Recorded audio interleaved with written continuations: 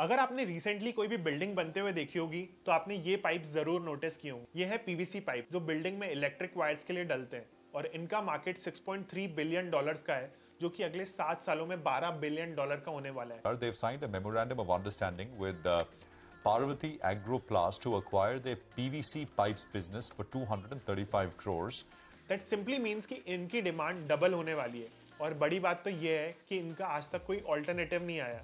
जिससे पहले लोहे के पाइप्स दीवारों में डलते थे जो कि हाई कॉस्टिंग के पड़ते थे। तो रिसेंटली मैंने मेरे एक फ्रेंड की फैक्ट्री विजिट की और इस पूरे बिजनेस मॉडल को समझा कि ये पाइप्स बनते कैसे हैं, मार्केट में इनकी कितनी डिमांड है, फैक्ट्री सेटअप और एक पाइप को बनाने में कितनी कॉस्टिंग आती है, हर महीने आप कितना कमा सकते हो, गवर्नमेंट से आपको कितनी सब्सिडी मिलती है। अगर आप भी एक ऐसा बिजनेस सेटअप करने की सोच रहे हैं तो इस वीडियो में आज आपको इस बिजनेस से रिलेटेड हर डिटेल एक्सप्लेन करने वाला हूँ। इन पाइप्स को बनाने के लिए रॉ मटेरियल इंपोर्ट करना पड़ता है, वो है रेजिन जो कि एक मेन एलिमेंट है और साथ में कैल्शियम भी डलता है फॉर कॉस्ट कटिंग। आईएसआई और नॉन आईएसआई के परसेंटेज के हिसाब से इसे मिलाया जाता है। फिर इस रॉ मटेरियल को केमिकल रूम में ले जाया जाता है जो कि इस प्लांट का मेन पार्ट होता है। इसमें रेजिन्स के साथ केमिकल्स डलते हैं जैसे SA, wax, titanium, stearic acid और हर एक फैक्ट्री का एक अलग केमिकल फॉर्मूला होता है अकॉर्डिंग टू क्वालिटी। फिर इनका एक बैच बना के इसे मिक्सर की कैपेसिटी के अकॉर्डिंग डालते हैं जहां ये केमिकल मिक्सर में अच्छी तरह मिक्स हो जाते हैं। फिर वो एक सर्टेन डिग्री में गर्म होते हैं, फिर नीचे इस सेगमेंट में आते हैं जहां ये ठंडे होते हैं और उसमें से ऑटोमेटिकली मॉइस्चर निकल जाता है और फिनिश रॉ मटेरियल बाहर आ जाता है। फिर सिंपली इसे एक वाइब्रेटिंग मशीन से छानते हैं और फिर वो नेक्स्ट जहां फाइनल पाइप का प्रोडक्शन होता है वहां पास कर देते हैं। मशीन को जितना मटेरियल चाहिए होता है वो ऑटोमेटिकली उतना मटेरियल ले लेती है और बाकी छोड़ देती है। अब ये पीएनसी पे सारी चीजों की सेटिंग होती है, थिकनेस, एमएम, लेंथ, क्वालिटी, फिर साथ में आउटपुट, हीटिंग और बाकी चीजें भी यहीं से कंट्रोल होती है। और फिर कन्वेयर से सारा फाइन मटेरियल नीचे जाता है। फिर ये एक्सक्रूजन पाउडर फॉर्म के मटेरियल को गर्म कर देता है और लिक्विड फॉर्म में कन्वर्ट कर देता है जिससे वो मटेरियल पाइप का शेप में कन्वर्ट हो जाता है और ये 180 टू 200 डिग्रीज तक सेट रहता है। फिर डाई हेड से आप अपने पाइप के वेट का थिकनेस सेट कर सकते हो और उसे निकाल सकते हो। फिर वैक्यूम पंप में ये पाइप एंटर करता है जो पाइप के सर्कल को मेंटेन करता है और एयर प्रेशर रिलीज करता है और वैक्यूम क्रिएट करता है और साथ ही साथ कूलिंग भी करता है ताकि पाइप उसी शेप में रहे और हाथों हाथ ठंडा भी हो जाए। और इसी के अंदर पानी की मोटर भी होती है प्लस वाटर लेवल मेंटेन भी होते हैं। और फिर आती है हॉलो ऑफ मशीन जिसका काम होता है पाइप को स्टार्टिंग से एंड तक खींचना और फिर इसी के पास एक लेजर प्रिंटर कनेक्ट होता है ताकि at the same time pipes में ब्रांडिंग भी होती जाए। इसमें आप timing, brand name and distance change कर सकते हो।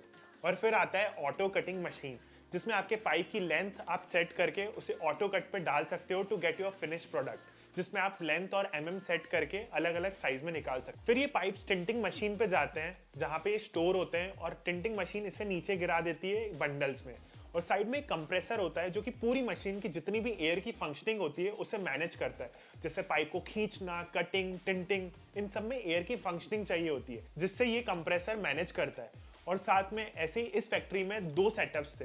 दूसरी वाली मशीन में एक टाइम पे 2 पाइप्स बनते हैं और वो भी सेम प्रोसेस में काम करती है। इस मशीन की capacity 110 kilo per hour production निकालती है और सेकंड वाली मशीन 250 केजीज पर आवर के हिसाब से निकालती है। और फिर फाइनली इन्हें 100 पाइप्स के बंडल में पैकेज किया जाता है और क्लाइंट्स को डिस्पैच किया जाता है। इन मशीन्स की वर्किंग कैपेसिटी 24/7 रहती है और ये एक दिन इसे बंद रखते हैं और हर बार जब भी आप इसे फ्रेश स्टार्ट करते हैं एक दिन छोड़ के, तब इस मशीन को अगेन कंटिन्यू करने में 60 टू 90 मिनट्स लगते हैं। और इस पाइप के प्रोडक्शन में जो भी वेस्ट होता है वो भी 100% रिसाइकल हो जाता है। वो बेसिकली इस मिक्सर में जाता है जो ग्रैन्युअल्स के फॉर्म में बन जाता है और उसके बाद ये पल्वराइजर में डाल देते हैं जो कि again finished raw material powder form में कन्वर्ट कर देता है और फिर इसे अगेन रेजन्स और केमिकल्स के साथ केमिकल रूम्स में ले जाके मिक्स किया जाता है विद द रॉ मटेरियल। और फिर जो फाइनली एक पाइप बन के आता है उसकी कॉस्ट 55 रुपीज पड़ती है। इंडिया में ऑलमोस्ट हर घर में इस पाइप की डिमांड है क्योंकि अब तक इस पीवीसी पाइप का कोई भी ऑल्टरनेटिव नहीं आया। अब अगर मैं इसकी ट्विन स्क्रू बैरल की लेटेस्ट मशीनरी की कॉस्ट आपको 35 टू 40 लाख पड़ेगी including GST plus extra 5 lakh जिसमें रॉ मटेरियल को रीयूज करने के लिए मिक्सर और पल्वराइजर की जरूरत पड़ती है। और इसमें इलेक्ट्रिसिटी के लिए आपको अलग से मीटर लेना पड़ता है जिसकी रिक्वायरमेंट होती है 110 किलोवाट की पूरे प्लांट को। तो ओवरऑल आपको 45 टू 47 लाख फिक्स्ड कॉस्ट पड़ेगी वन टाइम सेटअप करने के लिए। और ये मशीन्स 24 आवर्स में 1500 से 1600 किलो आउटपुट देती है और मंथली 30 to 35 टन का प्रोडक्शन हर महीने होता है। और वर्किंग कैपिटल की बात करूं तो इस बिजनेस में 21 to 30 डेज की क्रेडिट साइकिल है।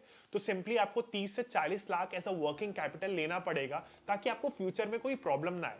दैट सिंपली मीन्स आपको smooth operations and long time तक सर्वाइव करने के लिए एटलीस्ट 1 करोड़ इन्वेस्ट करना चाहिए।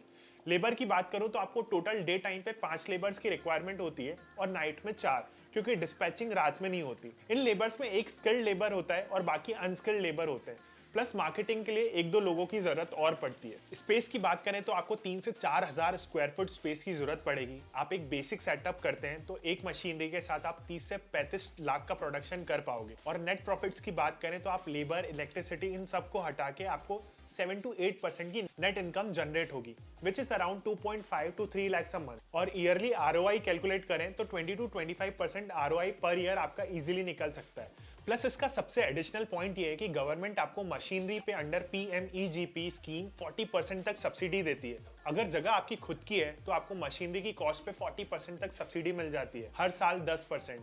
और अगर जगह आपकी नहीं है तो PMGP से आपको 25 लाख तक का लोन मिल जाता है, जिसमें आपको 6.5 लाख तक की सब्सिडी मिल जाती है, जो सब्सिडी आपको 3 साल के अंदर हर साल मिलती रहेगी। और यही नहीं, अगर 40 लाख की मशीनरी है और 20 लाख का आपने कंस्ट्रक्शन कराया है तो 60 लाख पे आपको 40% की सब्सिडी मिल जाएगी, हर साल 10-10% आपके बैंक अकाउंट में आती रहेगी। और यही नहीं, गवर्नमेंट की तरफ से आपको DIC की जमीन पे भी काफी फायदा मिल जाता है, जो कि शहर से थोड़ा दूर होती है और ये जमीन आपको सिर्फ 200 से 300 रुपए पर स्क्वायर फीट पे मिल जाती है। हर बिजनेस की एक पॉजिटिव साइड होती है और एक नेगेटिव साइड होती है। इस बिजनेस के भी कॉन्स हैं, और इस बिजनेस के कॉन्स ये हैं कि रेजिन जो कि रॉ मटेरियल है और मेजर रोल प्ले करता है, उसके रेट्स काफी ज्यादा फ्लक्चुएट होते हैं। इसलिए आप इसे बल्क में बाय ना करें, क्योंकि ये आपको काफी ज्यादा नुकसान करवा सकता है। इसलिए आपको हर 7 से 10 दिन में न्यू परचेस करनी पड़ती है, क्योंकि अगर इसका प्राइस 2 रुपए भी नीचे गया तो आपका लाखों का नुकसान हो सकता है। सेकंड है इसकी क्रेडिट साइकिल। इस बिजनेस में क्रेडिट साइकिल थोड़ी लंबी है, विच इज 21 to 40 डेज। इसलिए जरूरी है सिर्फ अच्छे क्लाइंट्स बनाइए जिनकी पेइंग कैपेसिटी अच्छी है और टाइमली पेमेंट्स भी करते हो, नहीं तो आपका बिजनेस बल्क क्रेडिट्स के कारण हैवी लॉसेस में जा सकता है। थर्ड है आपका ऑपरेटर अच्छा होना चाहिए, क्योंकि आप 24/7 फैक्ट्री में तो नहीं बैठ सकते और किसी पे नजर भी नहीं रख सकते, क्योंकि मशीन्स ही सारा प्रोडक्शन निकालती है। एंड ऑपरेटर के हाथ में होता है मिनिमम टाइम में मैक्सिमम प्रोडक्शन निकालना। अगर आपके पास एक स्किल्ड ऑपरेटर नहीं है तो वो आपकी फैक्ट्री को हैवी लॉसेस में लेके जा सकता है। एंड द सरप्लसेस, आपके पास भी मशीन्स को ऑपरेट करने का अच्छा नॉलेज जरूर होना चाहिए। Fourth, you have to make sure जहां भी आप प्लांट डाल रहे हो वहां इलेक्ट्रिसिटी की सप्लाई कंटिन्यूअस होनी चाहिए, क्योंकि हर इलेक्ट्रिसिटी के ब्रेकडाउन में मशीन को फिर से रिकवर और यू कैन से प्रोडक्शन को स्टार्ट करने में आधे घंटे का टाइम लगता है, जिससे आपका रॉ मटेरियल का वेस्टेज होता है और टाइम का भी, जो कि अगेन आपके लिए हैवी लॉसेस क्रिएट कर सकता है। फिफ्थ और मोस्ट इंपॉर्टेंट है क्वालिटी चेक। आपको हर 2 घंटे में आपके पाइप्स चेक करने पड़ते हैं, क्योंकि अगर वो किसी छत में लगे और इंटरनली टूट गए तो वो आपको पूरी दीवार खोद के पूरे पाइप निकालने पड़ते हैं, जिससे एंड यूजर का काफी नुकसान होता है। और फिर इससे आपकी ब्रांड वैल्यू खराब हो सकती है, आपका मार्केट में पैसा अटक सकता है और फ्यूचर में आपके बिजनेस डील्स खराब हो सकते हैं। और साथ में आपको केमिकल्स का नॉलेज होना चाहिए, क्योंकि अगर कोई भी केमिकल ज्यादा या कम अमाउंट में गया तो इससे पाइप्स का अगेन ब्रेकडाउन भी हो सकता है और क्वालिटी खराब हो सकती है। आई होप इस वीडियो से आपको इस बिजनेस के सारे इंसाइट्स क्लियर होंगे। तो प्लीज इस वीडियो को लाइक कीजिए, कमेंट करके बताइए आपको नेक्स्ट वीडियो कौन से बिजनेस पे चाहिए, and subscribe to my YouTube channel and follow Idea Man for more insightful videos.